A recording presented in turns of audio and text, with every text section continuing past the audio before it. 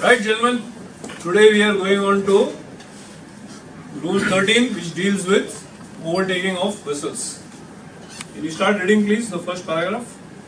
Rule number 13, overtaking. Notwithstanding anything contained in the rules of Part B, Section 1 and 2, any vessel overtaking any other shall keep out of the way of the vessel being overtaken. So the first thing he says is notwithstanding anything contained in rules of Part B, Section 1 and 2. That means right from Rule 14 to from Rule 4. Rule 4 to Rule 18. Notwithstanding anything contained in these rules, any vessel overtaking any other shall keep clear of the vessel being overtaken. Which means, suppose there is a fishing vessel which is overtaking a power-driven vessel. Don't try to think how can a fishing vessel overtake a power-driven vessel. That's a different issue. We'll talk about that later. But right now, just imagine if a fishing vessel is overtaking a power-driven vessel, or a sailing vessel is overtaking a power-driven vessel. Who's supposed to keep clear? Sailing vessel or fishing vessel. A vessel which is restricted and ability to maneuver and is overtaking, who will keep clear? Ram. A vessel not under command overtaking another vessel, who's supposed to keep clear? Vessel not under command, right? Because notwithstanding anything contained up to Rule 18 is inclusive in this, and 18 gives power to not under command, where other vessels will keep clear. So Rule 13 is where nothing is applicable, not even Rule 18. Is that much understood? Yes, sir. Now the question is, why should a NUC overtake? Yes, I understand that. If the NUC has got limitations and he is, let's say, got a steering failure but using engines going full speed, or is just about had some failure and he is still in the process of overtaking, he is duty bound to keep clear by Rule 13. Right? So ideally reduce speed. The simple logic is, if you cannot overtake, if you cannot keep clear, do not overtake. Right? If you can't keep clear, don't overtake. It's not that you start overtaking and say, now I got right of way, you keep clear of me. That is not done. So is that clear? Part A. Right. Next. Paragraph B. Part B, a vessel shall be deemed to be overtaking when coming up with another vessel from a direction more than 22.5 degree above her beam, that is, in such a position with reference to the vessel she is overtaking, that at night she would be able to see only the stern light of that vessel but neither of her side lights. Now here he says she is coming up from a direction more than 22.5 degrees above the beam. So let us say this is the home vessel. This is, here you got this is as 22.5 degrees. Any vessel coming up from here, any side here, from here, so long as she is behind this line, she is deemed to be a overtaking vessel. Is that much clear? Yes, sir. Right. Now, yeah, we'll go on to continue. When a vessel is in any doubt as to whether she is overtaking another, she shall assume that this is the case and act accordingly. This is paragraph C, right? Yes, sir. Now, where do you think there can be doubts here? On the line. Only on the line. First is, yeah, on the line. If you are somewhere here, 22.5 degrees, if you are exactly 22.5, then what? If there is a doubt, you will assume you are overtaking. Now, doubts can also come in because we don't say the lights are cutting out exactly. There is a practical cutout of side lights. That is within 5 degrees. That means from 22.5 plus or minus 5 degrees, the side lights will be visible. Now obviously if you are talking of minus 5, that's okay because that is 22.5, isn't it? So if you are this side here, the light will be visible, and this side also up to 5 degrees, the light is visible. Are you with me? Yes, sir. So there can be a sector here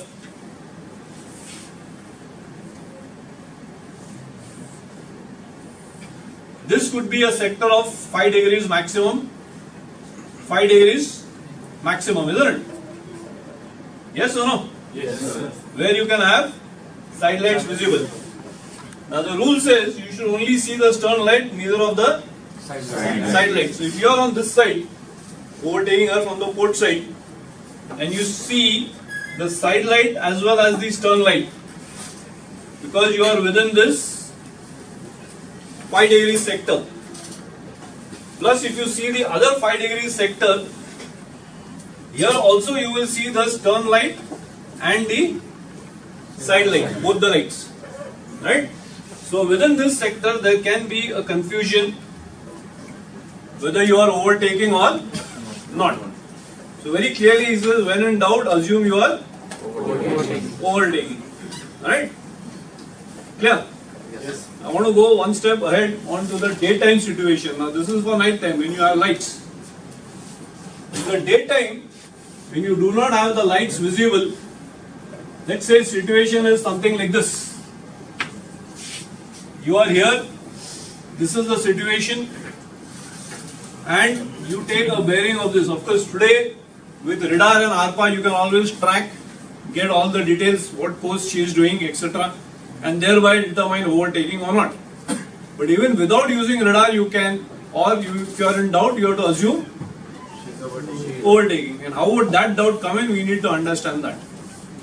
So let's say this ship here is on a course of 000 heading here, and he knows whether this vessel is 22.5 above the beam or not. He can very easily take a bearing, isn't it? This is 000, this is 270, 22.5 above the beam. That means 270 minus 22.5. How much is that? 247. Right? 247.5. If he is beyond that means 246, 244, 240, whatever, then definitely overtaking. But who knows that? Let's say vessel A. Vessel A knows whether vessel B is overtaking or not. Correct? But if B has to keep clear of A because B is overtaking A, isn't it?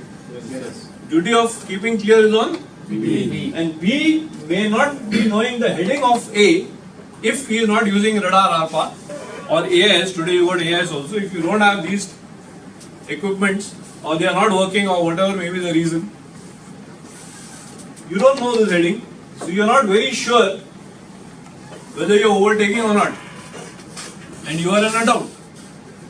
So if you are in a doubt, assume it is overtaking. Right? Similar situation could be on this side also. Let's say there is a vessel here. Let's call this as vessel C. So 112.5. Correct? So if anything beyond 112.5 means overtaking, but again only A knows for sure. C may not know for sure unless he uses AIS, radar, ARPA, etc. Otherwise he will not be knowing for sure. So if he is in doubt, he will assume, C will assume it is overtaking and act accordingly. Is that part clear? Yes. Paragraph C. Yes, sir. Paragraph D.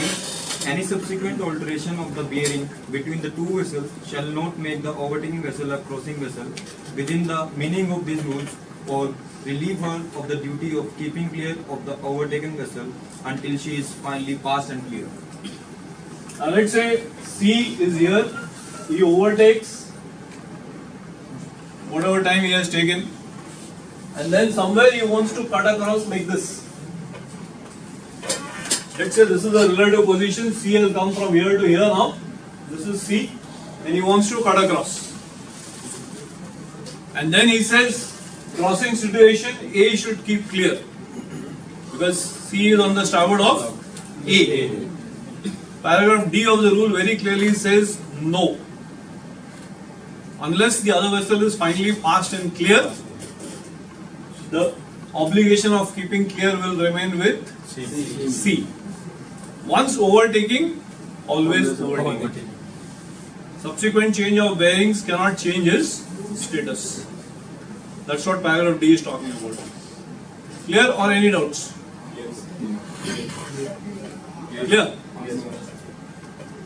No doubts, no questions? Okay, good. Next. That's all? Yes, sir. Okay. The paragraphs are over, 4 paragraphs, right? A, B, C and D. But you want to understand certain things here as to what action you will take and how much you should alter, what are the situations available to us. So we'll go on to that, right? We need to look at action to be taken. Understanding the rule is nice. That explains us what is overtaking.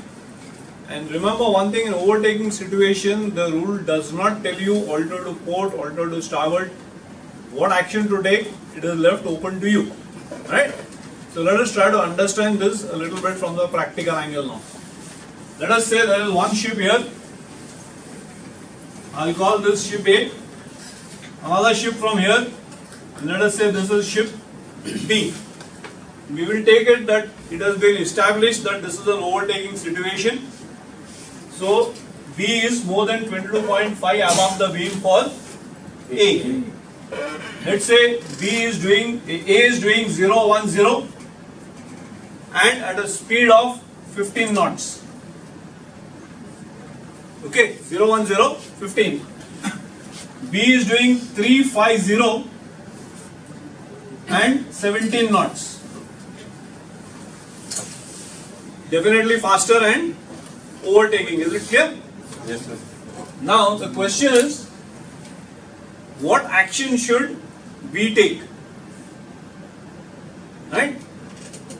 One of the actions available to B would be alter course to starboard, which means he would come to a parallel course of the other ship. So he goes to, let's say, 010. So whatever distance he takes action, that will be maintained and they'll go parallel. But can you imagine what is the issue with this? A long way. It will take a long time because difference in speed is only 2 knots. It will take a long time. The other option is he could alter to port, stern of A. Now let us say he is taking action at this distance of, let us say, what, 3 miles? Okay? 3 miles, because overtaking situation, TCPA is pretty large, isn't it? So he is taking action at, let's say, 3 miles. How much time will B take to cover this 3 miles at 17 is the odd figure, let's make it 18. Suppose he is doing 18 knots. To cover 3 miles, 1/6, isn't it? 3 1s, 3 6, so 10 minutes. So in a matter of 10 minutes, he has crossed A, and after crossing A, he has to come back to a course of 350. So these two are opening up, isn't it? Right? After this, when he comes here to 350, can they have a risk of collision? So in 10 minutes, practically you have cleared the situation. Whereas in the first case, it could take you a couple of hours, depending on difference of speed. We just taken an example, 15 and 18 knots, but depending on speed difference, depending on the courses, it could take, and depending on what time you take an action, what distance, it could take a lot of time, right? So one of the options is this. And there's a very good possibility you may not be able to do this, especially in traffic areas, right? So if that happens, let us look at it here. Now let's say this is the course for vessel A. This is the course for vessel B, right? Let's say A is here doing 15 knots. B is here doing 18 knots. A is on a course of 010. B is on a course of 350. Okay. Now what I am talking of is when the TCPA is 1 hour. or you can say 60 minutes. Are you getting it? When the TCPA is 1 hour or 60 minutes, CPA 0. Right? And you are in a traffic area where you cannot do this. You cannot alter to port and cut across because you are in a traffic area. Possible? Especially when you are approaching Augsburg, right? Or any other area where there is excessive traffic. So, what you can do here? If you are here, 18 knots you are doing. If you slow down, you have to go below 15. Even if you don't go below 15, let us say you slow down from 18 to 17 knots. That means you slow down by 1 knot, come down to 17 knots. After 1 hour, what will happen to the CPA? CPA will be? Come on. Speak loudly. 1 mile. Exactly. Because in 1 hour you have not done 18, you have done 17. Whereas he has done is 15. So you are now 1 mile behind. So if he is covered is 15 and reached here, you have only covered 17 and this distance will be 1 nautical mile. Right? Have you achieved your aim? Yes, sir. And when you are here at this distance, then you can again cut his turn if necessary, or even after he goes ahead, you continue. So technically you may say you have not overtaken the vessel. But the point is you have cleared the situation. Right? Let's look at it the other way around. You increase your speed to 19 knots. Instead of 17, you go to 19. Hoping that you got engine power and you got permission from the master to increase speed or reduce speed, whatever. And all that has been discussed earlier. Or you informed master and allowed you to do it. You increase speed to 19. What will happen to CPA after 1 hour? Again, you will have a clearance of 1 mile. This time you actually overtaken him. Because when you reach 19, he will reach 15. So again, this distance will be 1 mile. Yes or no? Yes, sir. So remember one thing, gentlemen. People always say, and of course Rule 8 also says that best action is by alteration of course. Agreed. But if there are limitations, you are stuck for sea room, you are stuck for traffic, you are stuck for so many other things, and you cannot do this alteration, we always have this at our disposal. And I am not talking of pulling the telegraph and reducing from full ahead to half ahead or dead slow ahead. No. I am only talking of increasing, reducing speed by 1 knot. Right? And if you are increasing and reducing speed by 1 knot, is it going to make a very big difference to your position fixing or to your approach or anything? Some differences will be there, yes, but they will not be very big. Can be adjusted very easily. Remember one thing, this action has to be taken early. Right? If you want to take this action at, let's say, 30 minutes TCPA,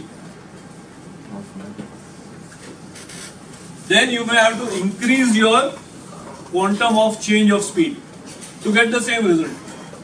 It's simple mathematics, isn't it? Nothing very big here. So instead of from 18, instead of 17, you can come down to 16, or you can go up to 20. Point being, do you have the capability to increase speed to 20? If you don't have that capability, if your engines are already at full speed or whatever, reduce. It is not that you have to increase or you have to overtake. Idea is to clear the ship, so you can reduce speed and clear the ship by again 1 mile. If you want that distance to be more or less, you can make your calculations accordingly. We do not split our hair on these things. Is the principle clear? Yes, sir. Yes, sir. Principle is clear or not clear? Yes, sir. Right. So we've covered both. Alteration of course, what is best, or alteration of speed, depending on the sea room availability, depending on traffic and other things, you can decide what is to be done. Is it clear to everybody? Yes, sir. Very nice. This could also be the other way around. Which means if you have a vessel to the port side which you are overtaking, you are altering to port. If this situation was on the starboard, that means you had a vessel on your starboard side which you are overtaking, you will alter towards the vessel, which means you will alter to starboard in that case. Right? You can alter to port, starboard, because the rule 13 does not say which side to alter, does not say what to do, it doesn't say increase speed, reduce speed, nothing. So we are covering all the factors depending on which side the ship is, how to clear fast. Otherwise this option is there. And if you think even this is not working and this is not working, the last scenario will be to go parallel. It will take you time to overtake, yes. But here also you are talking of 1 hour or 30 minutes, whatever it may be. So here it may take couple of hours. Right? So that option is still open to us to go on a parallel course. But remember, that is not the best option. Whenever you have any situation, you must look at what options are available to you within the rules and decide accordingly. Any questions on this rule? Any doubts? Anybody? Yes, please. So in that case, we can increase the speed and decrease the speed. Which one would be better, to cross ahead of the vessel or astern of the vessel? Choice is yours. Depending on sea room availability, depending on where you are going. For example, if you are approaching a port and you know that after about 30 minutes you are going to start reducing speed, you might as well cut down speed early. Right? But if you know your reduction of speed is 2 hours down the line and there is not much of traffic ahead, you are getting clear, and you want to increase speed, you can do that. So depending on circumstances, you will have to decide what to do. Yeah. So in this case, if he starts to alter on starboard, avoid alteration. If she has a course alteration, so she makes a crossing situation. Still, it will be the responsibility of B to keep clear. Once overtaking, always overtaking. So if A does some action, initially A should be stand on. Now you got to understand the term, we will be coming to the stand on anyway. But when you say stand on, what does it mean? Stand on means maintain course and speed, yes, but not maintain course and speed when you are getting into an alteration.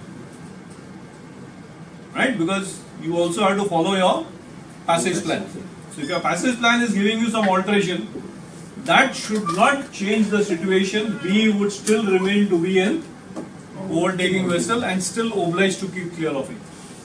That's why I said once overtaking, always overtaking. Right? Yeah. Anybody else? Any other doubts? All clear? Yes, sir. Very good.